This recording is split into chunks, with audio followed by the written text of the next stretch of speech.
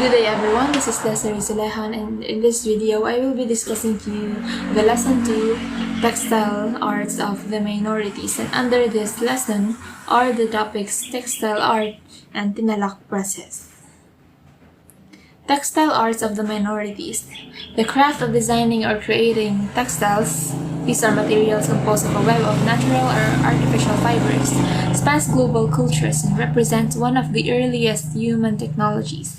Techniques for producing them include weaving, crocheting, knitting, felting, pleating, and looping, resulting in an extraordinary range of materials: cotton, linen, silk, wool, and etc.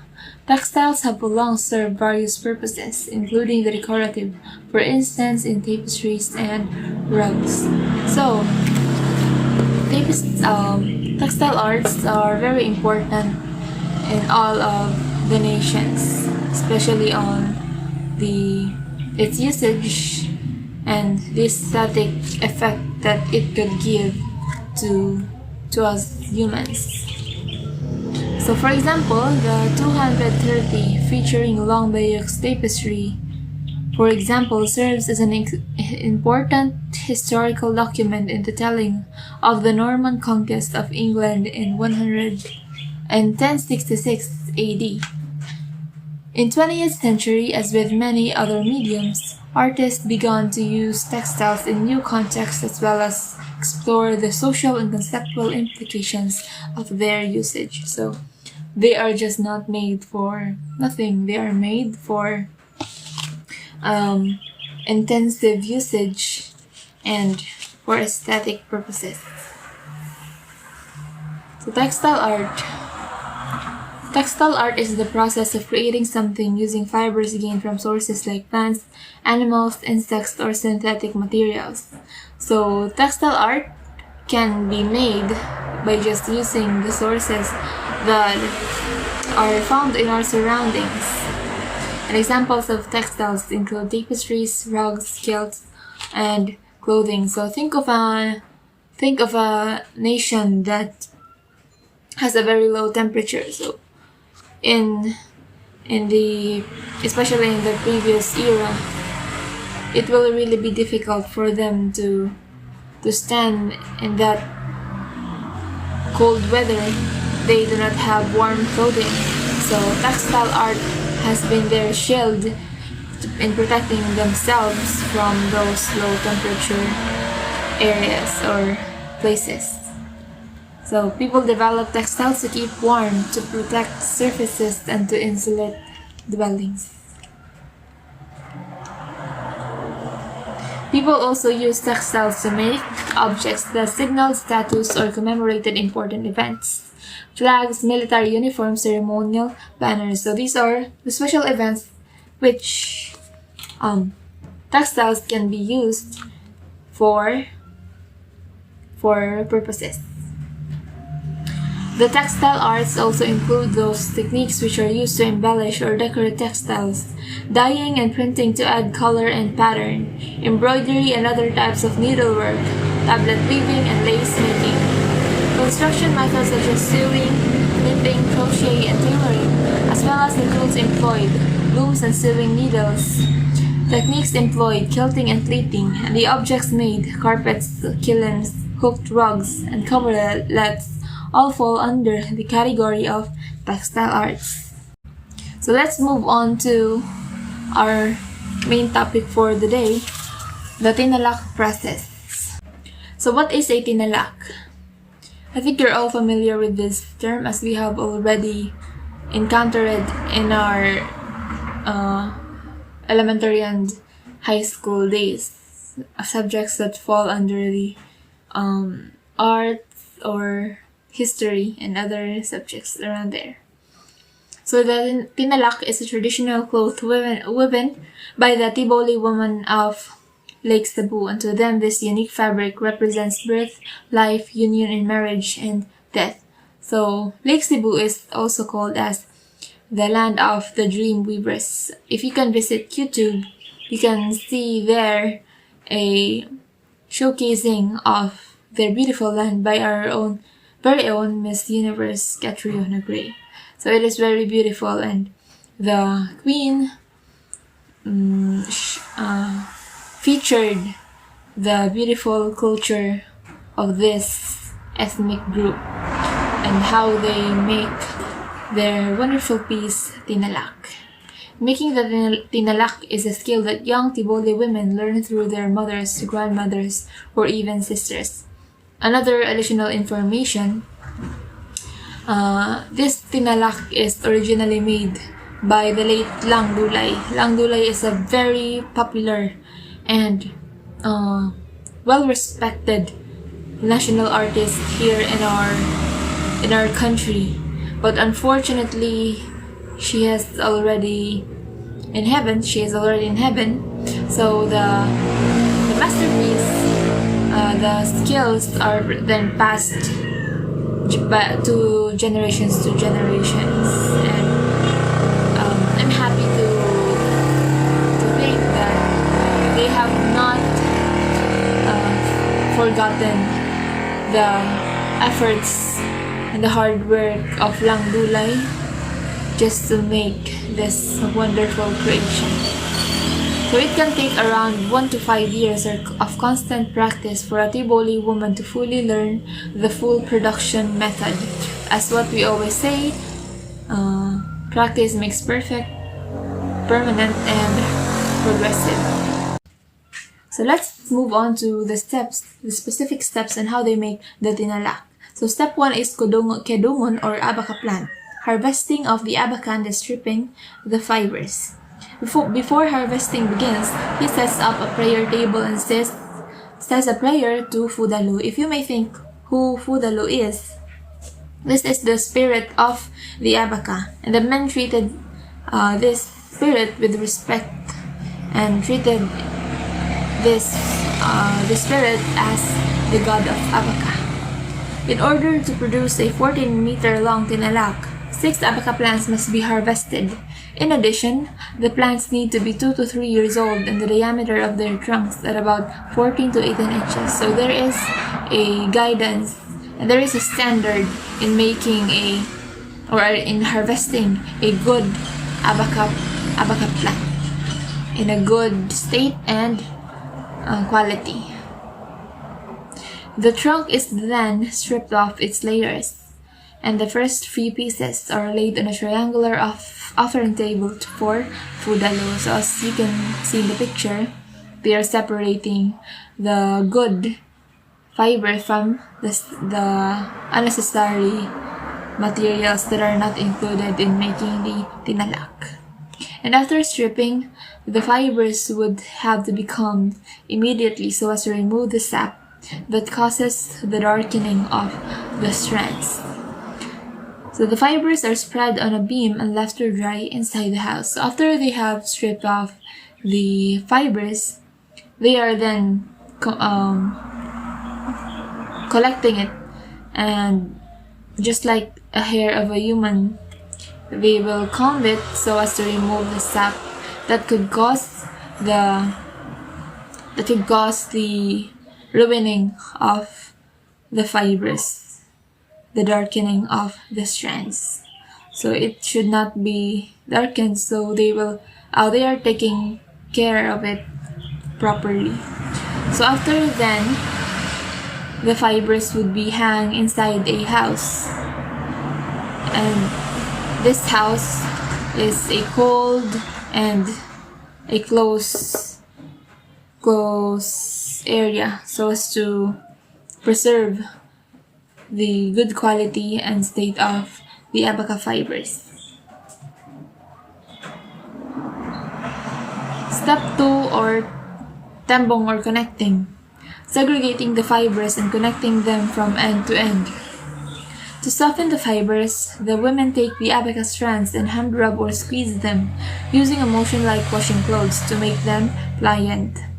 Fine fibers warp on the lengthwise threads, and the thicker fibers weft on the crosswise threads. So when the fibers are already set, combed, and ready for the next steps in making the tinalak, the step 2 is doing this motion, just like hand washing a cloth so as to make the fiber pliant and in a good state to begin with the process. So they are separating the fibers from the fine and the thick.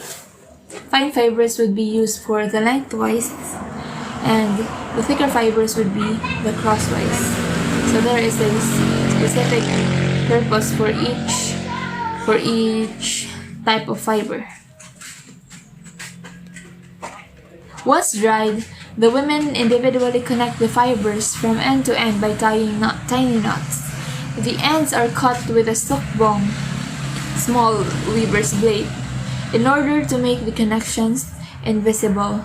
So after they have separated the lengthwise and the crosswise threads, they are then knotting the threads, but in order to hide the obviousness of the connection, it will then be cut with a sukbong, or as what you can see in the picture, a small blade used to cut the tiny fibers.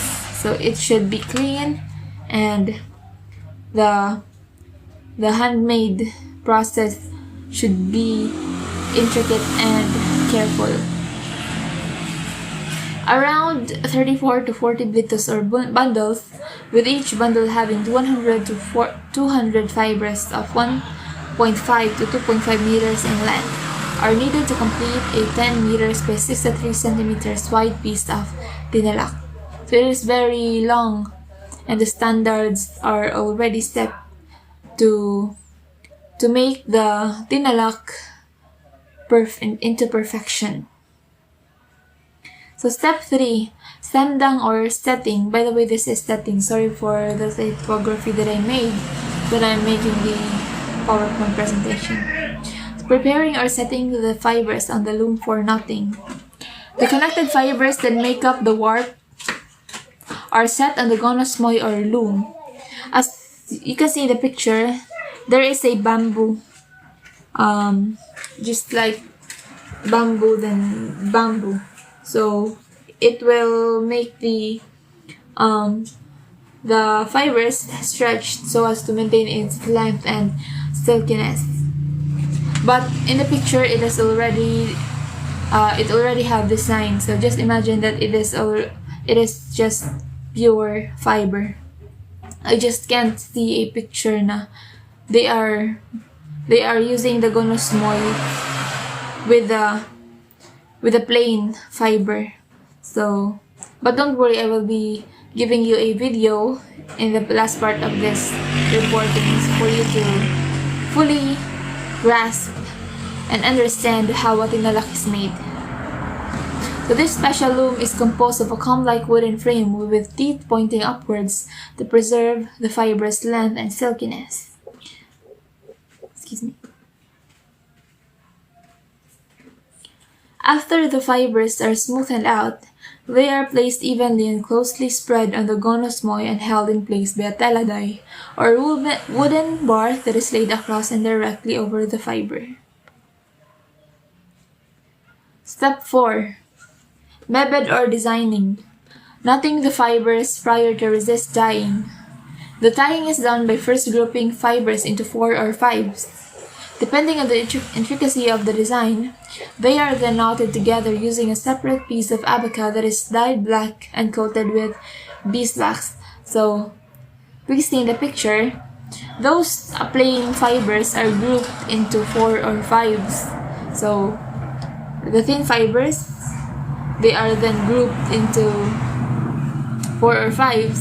And then this black thing here is set for a specific color that will be a determinant for the design of the tinalak. So without a physical sketch or a guide in a paper, they just use their mental imagination in making the tinalak. So imagine how talented they are without using a... Usually, di ba, mga fashion designer is they are seeing a paper paper, then na sila design diha for them to be guided in the process of making their creation. But the weavers of the tinalak, they just make a mental picture on how they would want to make the tinalak come out. So I will explain it further, but just a information na they are setting a 3 specific colors, which are red, black, and white. So it is tied. Ang kaning grouped fibers is they will tie certain parts of it, specific parts. Kung asa ang black ana, then asa pud ang red, then asa ang white.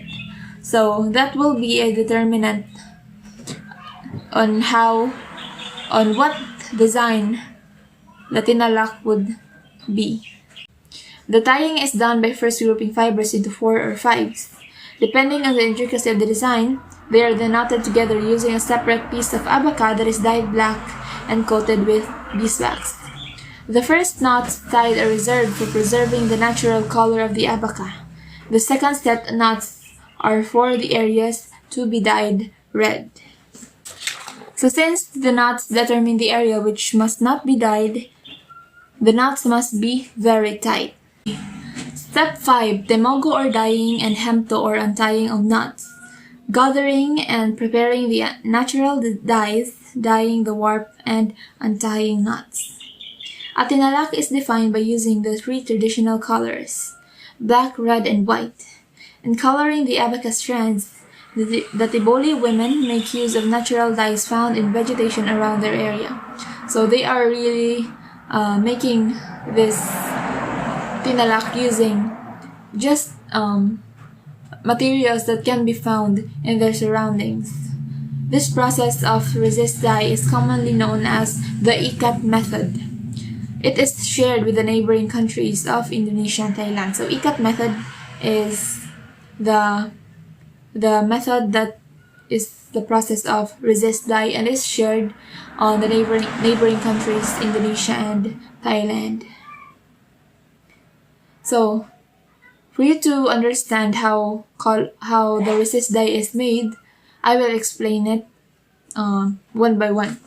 So, hitem or the black dye is derived from the leaves of the kinalom tree. So, diba, prepare to ang mga fibers that are grouped into 5 or 4.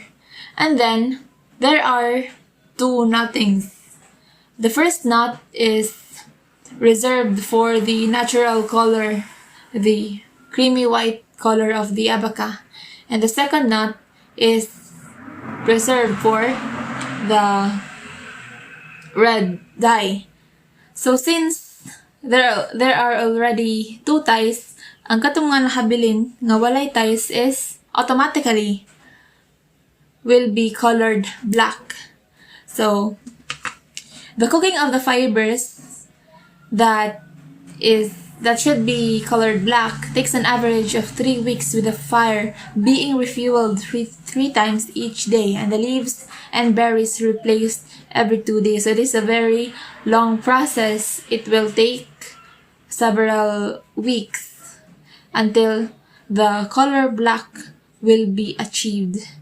So once fully absorbed with the deepest black, it will then be rinsed with running water in the stream until the water runs clear. So to make it clean and nice to touch for its texture and cleanliness. So if the hitam or the black dye is made or is achieved with the help of a kinalom tree, the hulo or the red dye is taken from the roots and bark shavings of the small leaf loco tree. Around 1 kilogram of the loco's bark and roots, are boiled in water for another half hour. The bed is then added and allowed to boil from 5 days to 1 week. Once done, the bed is removed and rinsed thoroughly until the water runs clear and then air dries. Same process sa black dye. But this time, this is the second tying. This is from the second tying. So after the black, the red dye will be processed na, and same with the black dye. After the red dye will be achieved, it is run with the running water through the stream to make it clean and nice to touch for its texture as well. On the next day, the nuts that were used to protect the bukai, or the natural creamy white or ecru color of the abaca strands, are removed to reveal its natural color. So after the black and the red, the last tie that will be removed is the bukai, or the natural creamy white color. Finally, the last stage involves the gentle separation of the untied and dyed fibers and combing them to prepare the bed for weaving on the backstrap loop. So after the coloring of the fibers, it will then be ready for the next phase, which is the step 6, mewel or weaving. It is already the exciting part. Setting the dyed warp on the backstrap loom. The Tivoli backstrap, or the ligogong, is a form of horizontal 2-bar or 2-beam loom where one bar is attached to the ceiling bamboo beam of the Tivoli longhouse, and the second beam of the backstrap is attached to a weaver's lower back. So as you can see in the picture, one beam is attached closely to the weaver, and then the other is attached to the ceiling. So as to stretch, it stretches the fibers that are ready for weaving. It is a wonderful scene to watch. I've seen it in YouTube, and the process is really satisfying. The longhouse is a structure specifically built for the production of the tinalak. They will not make a tinalak just in any areas. There is a specific workplace which tinalak is made. So since Tivoli women are treated as artists, they just don't make a tinalak without a feeling. They weave from the heart. They sincerely do their work wholeheartedly. So it is undeniable that tinalak creations are very wonderful because they are made from with a sincere sentiment and a true passion and dedication to their work. After passing the shuttle through the threads, she pushes.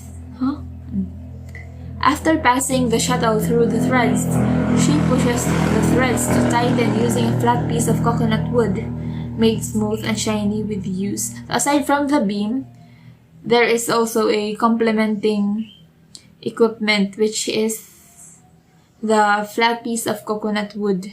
Ang katang ilayan. So you can see later how they maneuver it. After the tinalak has been fully woven, the fabric is thoroughly washed in a cold river so that the entire piece can be stretched following the water flow. After the weaving process, it is washed again in a cold river so it can be stretched, and the flow of the cloth will follow the flow of the water. Once it has been slightly air-dried, the tinalak is then beaten repeatedly with a hard and round wooden stick in order to flatten the knots. So, kanang parehas sa naman labata sa river, same process sa ilabuhatan. They would beat it so as to flatten the knots. Walay magbugdo nga knots. So, the texture would be very smooth and perfect. And the last process The step 7, semaki or ironing, burnishing the surface of the tinalak. The final phase of producing the tinalak involves burnishing the surface with a saki or cowrie shell while the fabric is still moist. Once the burnishing is done, the tinalak is washed in cold water at a steady flowing stream, after which it is hung and dried. When completed, the tinalak is stored by rolling it and wrapping it with a separate cloth to protect it from damage. So this cowrie shell is run through the tinalak to make it very shiny and moisturized. So that is why tinalak is a very respected and valued creation here in our country, because the process of it cannot be done without proper training. It is very hard for us normal persons. Even the Tiboli woman should be trained first before going into the actual work. So tinalak is a very wonderful creation that we Filipinos must appreciate to value our culture and traditions that have been worked hard by our ancestors.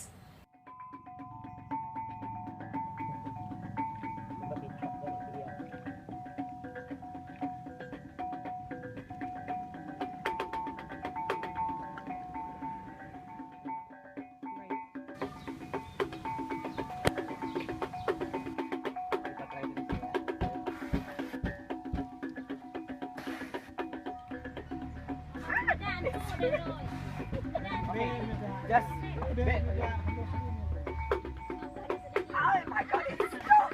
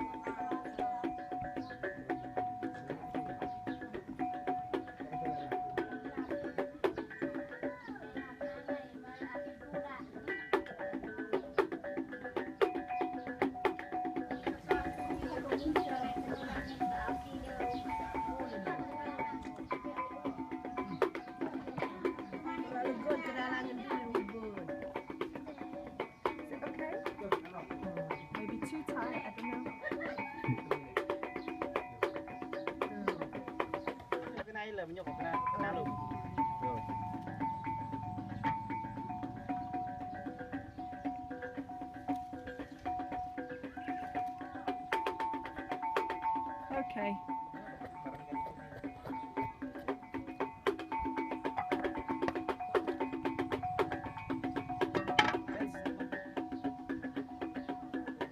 And with the red roots.